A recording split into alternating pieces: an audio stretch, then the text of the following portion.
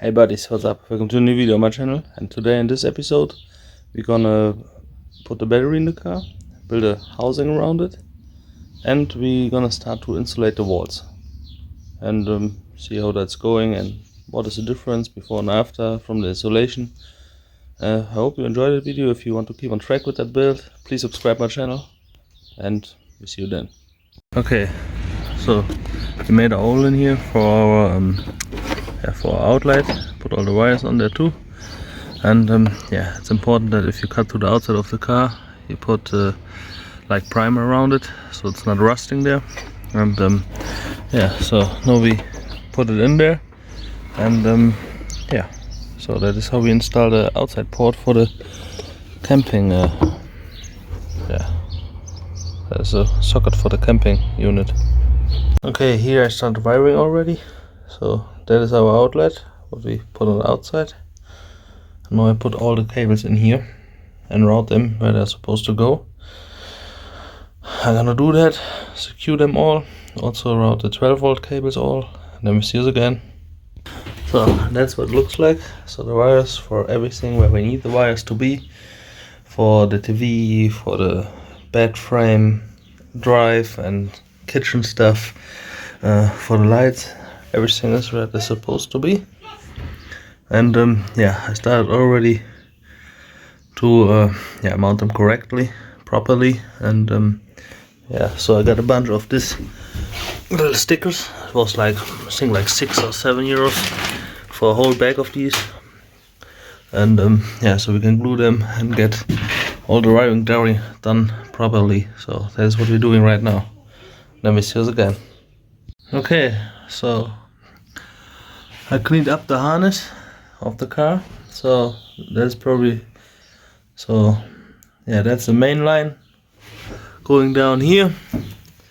Yeah, so that's all of them. Yeah, don't mind the dirty cables because I was running out of normal cables, so I yeah, sacrificed one of my extension cords, but one of the things was broken anyways. Okay, yeah, so I got all my wires where they're supposed to be. Yeah, so that are all for the single spots. So we got 6 spots here. TV, outlets underneath the TV station. Yeah, so this is for the electrical bed. Outlets in the kitchen with USB for charging, and light switch for the kitchen lights. Outlets over here, so we get electricity down here for the sink, electricity down here for the fridge, and yeah, outlets for the kitchen second part.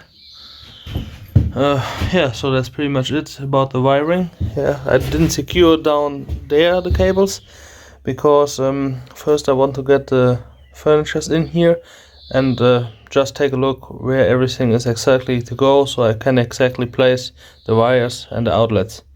And then I probably start with this wall, put the outlets in there and everything. Yeah. Okay, but for right now we concentrate on the battery. So this is the battery I got here. First I wanted to use 2 car batteries, like 100 or 110 ampere hours, but then I got this here in sale. So it's a 225 ampere hour battery, so that should be enough for the fridge and everything to keep it running. Especially we got later on, we put a solar system on the roof. Yeah, so yeah, if you want to see all that, subscribe to the channel to keep on track on everything, how everything works and goes. Yeah, but for right now, we build a case around the battery and put some 2 little hoses into the wheel housing from this case, because we don't want to have a gassing battery in the car. Yeah, so that is why we make a sealed case for the battery and hook it up, and on top of this the whole technical stuff with all the wiring. I rebuilt a fuse box and everything, but we're gonna see the electrical stuff later on and build it step by step. Yeah, we also put a video on then when we built the bed, and as an electronic bed, so you can drive it up to have like a table and stuff. Okay, but now we concentrate on the battery. So now I have built this frame Yeah, so I put metal brackets on here and screwed down to the bottom. So here's a little bit, they're not going all the way to the ground. So I got a little bit of tension to pull down on the battery, not too hard, just a little bit. And because of all these caps, it kind of moved to the front and to the back. And this kind of moved to down there. So it's totally secured in there. And yeah, now we put it there. So I put a rail on here already. That's where the position where the bed frame ends later on. So we can put the battery on the right space, so we don't waste any space underneath the bed. So battery is secured. Damn it. So battery is secured. Let's talk down to the bottom. Yeah, this battery is going nowhere. So yeah, so and there's exactly the gap what we need to put the covering plate on here, because yeah, like I said, the battery is coming like in a in her own compartment. Yeah, so just the two cables are coming out here, and one hose is going right in here. So yeah, if the battery starts gassing or something, it can escape through here.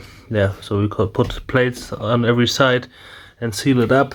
And yeah, but we make it this way, that the top plate is like with 6 screws in there, so you can break the sealant, get the screws out and get it out to reach the battery.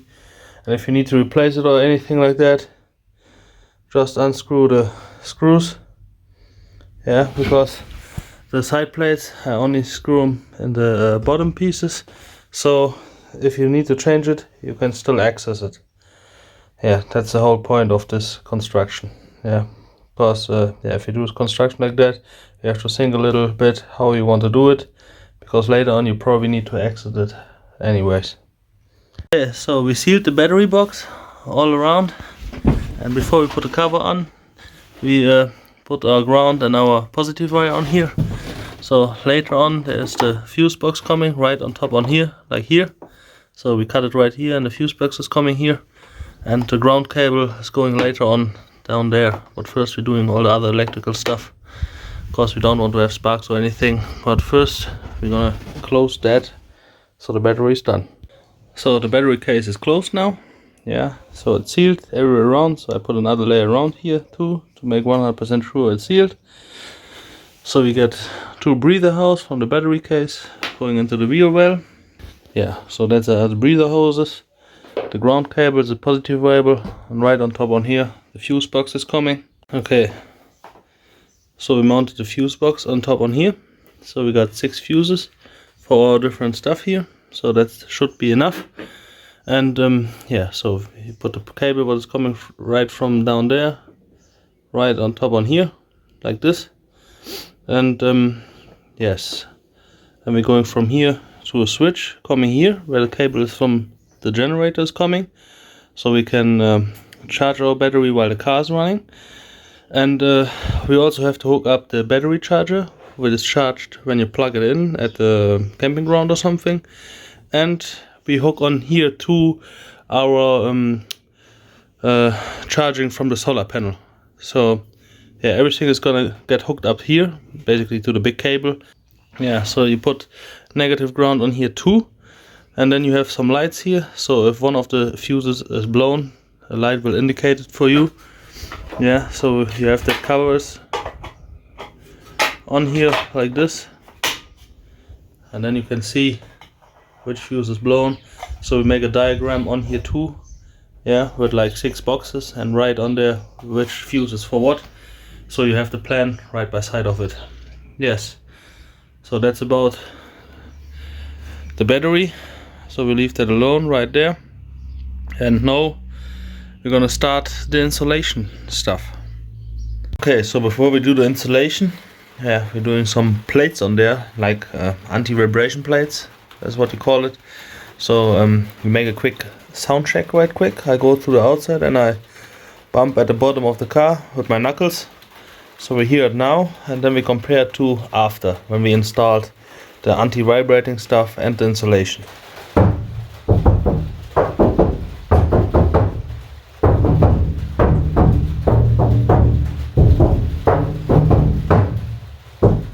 So for the insulation, I'm going with armaflex. Armaflex is the way to go. That's what I read. So I put just a couple little tabs on here and the insulation on here, so no go outside. And first I bump on there, then I bump on there, and then I bump on down here, so you can hear the difference.